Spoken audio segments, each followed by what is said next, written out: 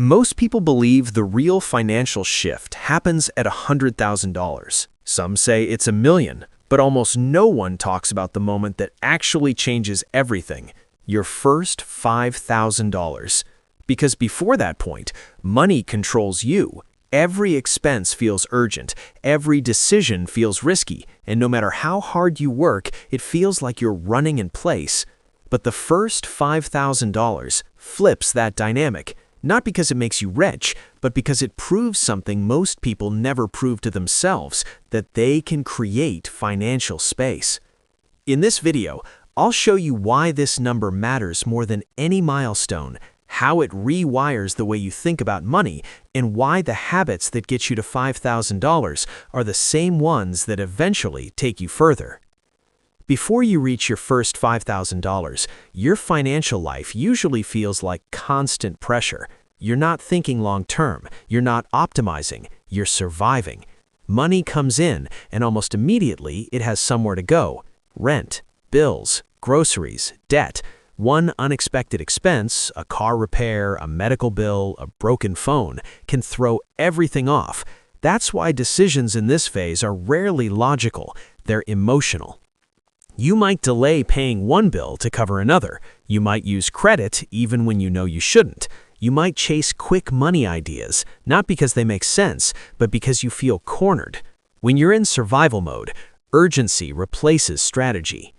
And the exhausting part isn't just the lack of money, it's the lack of margin. There's no buffer between you and chaos. That's why budgeting feels frustrating and investing feels impossible at this stage. Your brain is focused on short-term relief, not long-term growth.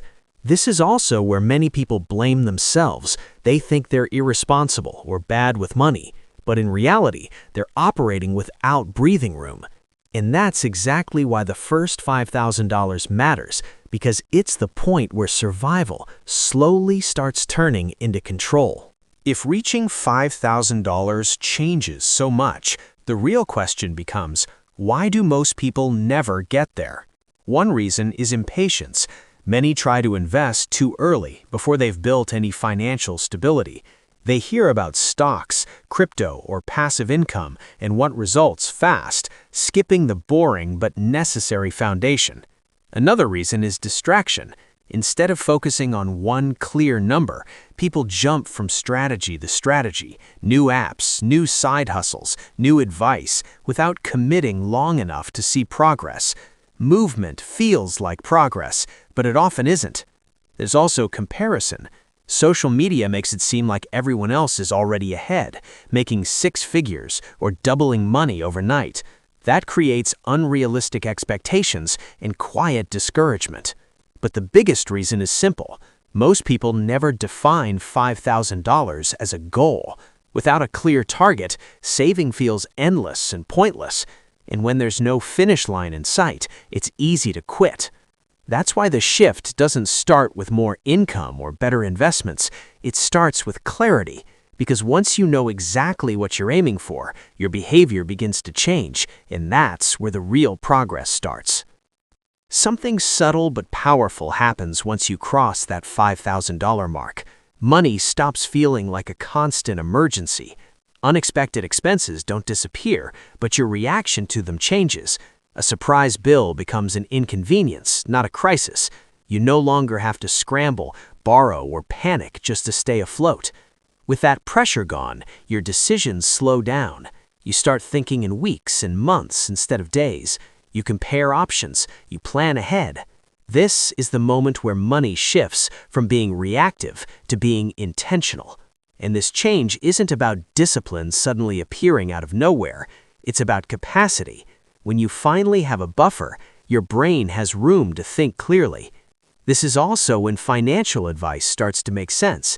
Concepts like investing, asset allocation, and long-term growth stop feeling abstract because you're no longer one expense away from collapse. That's why the first $5,000 is such a critical threshold. It doesn't just change your bank balance, it changes how you experience money on a daily basis and sets the stage for everything that comes next. The truth is, there's nothing magical about the number $5,000 itself. It won't change your lifestyle, it won't impress anyone, and it definitely won't make you rich. What it does change is your identity. For the first time, you have undeniable proof that you can save money consistently, that you can delay gratification, that you can follow a plan long enough to see real results, and that proof is powerful. Before this point, many people quietly believe, "I'm just bad with money." The first $5,000 breaks that story. It replaces it with a new one. "I can build this." That shift in identity is what creates confidence, and confidence is what allows you to make calmer, smarter decisions moving forward. You stop second-guessing every move. You stop needing constant reassurance. This is why two people with the same income can have completely different financial outcomes. One sees money as something that slips away. The other sees it as something they can control. And that mindset difference begins right here. Reaching your first $5,000 isn't about one big move. It's built through a few small habits done consistently, even when motivation fades. The first habit is automation. When saving depends on willpower, it usually fails. But when money is automatically moved the moment you get paid, progress becomes predictable. You remove emotion from the process.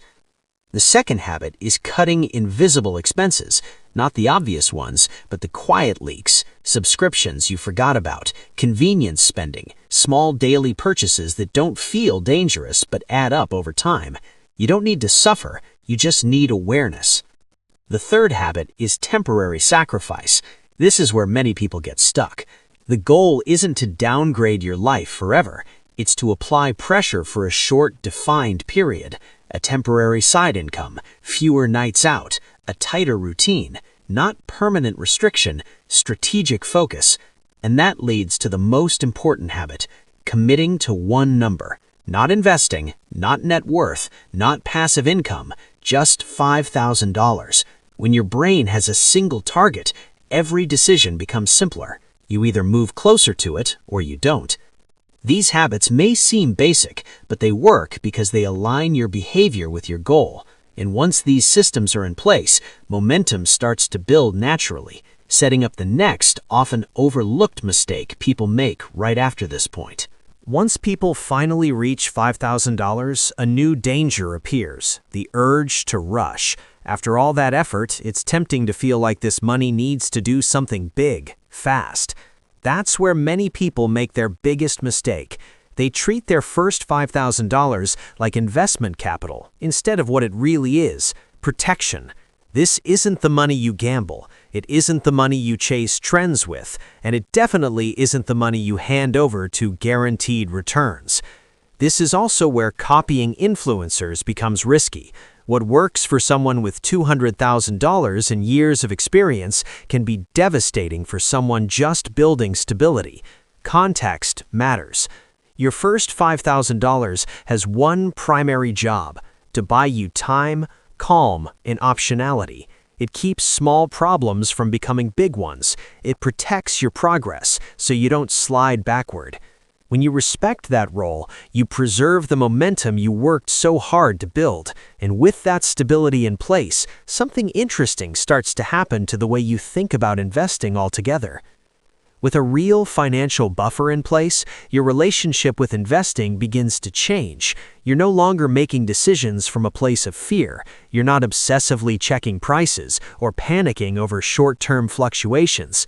Instead, patience starts to replace urgency. You can afford to wait. You can afford to think, and that alone puts you ahead of most people. This is where investing stops feeling like gambling and starts feeling like strategy. You begin to understand risk, not as something to avoid at all costs, but as something to manage intelligently. You ask better questions. You look at time horizons instead of quick wins.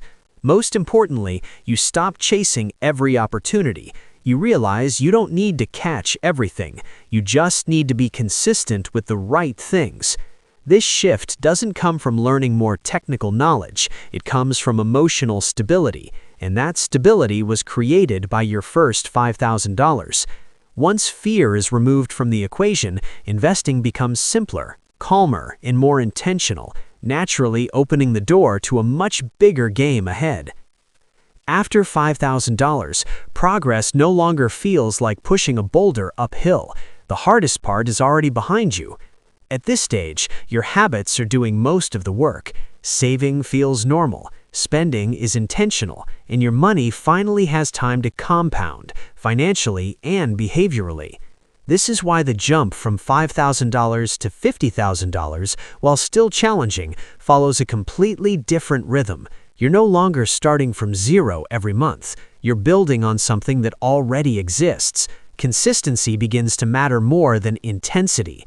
You also start seeing results that reinforce your behavior. Small wins stack up, your confidence grows, and instead of asking, "Can I do this?" you start asking, "How do I optimize this?" Mistakes still happen, but they're no longer fatal. A bad decision becomes a lesson, not a setback that wipes you out. That safety net changes how boldly, but intelligently, you can move. This is where money starts working with you, not against you. Not because you suddenly became smarter, but because you stayed consistent long enough for momentum to take over.